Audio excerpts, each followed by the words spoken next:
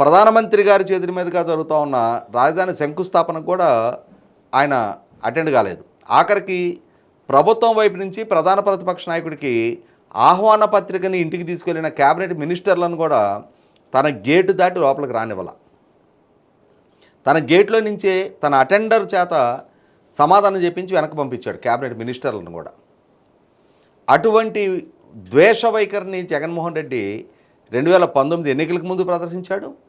2019 ఎన్నికలకు ముందు కంటి తుడుపు చర్యలుగా మేనిఫెస్టో కమిటీ చైర్మన్ ఉమ్మారెడ్డి వెంకటేశ్వర్లతోటి అక్కడ స్థానిక శాసనసభ్యుడు మంగళగిరి నుంచి మళ్ళీ పోటీ చేస్తున్న ఆళ్ళ రామకృష్ణారెడ్డి చేత తన ఇంటి గృహప్రవేశం సందర్భంగా చూసారా జగన్మోహన్ రెడ్డి చిత్తశుద్ధి, జగన్మోహన్ రెడ్డి అమరావతి వ్యతిరేకి అని చెప్పని చిత్రీకరించారు. కానీ చంద్రబాబుకి పవన్ కళ్యాణ్కి ఆంధ్రప్రదేశ్లో ఇల్లు లేవు, కానీ జగన్మోహన్ రెడ్డి ఇక్కడే అమరావతి ప్రాంతంలోని ఇల్లు కట్టుకొని ఇక్కడే స్థిర నివాసం ఏర్పరచుకుంటున్నాడు అని చెప్పిన వాళ్ళ శ్రేణుల చేత చెప్పించారు.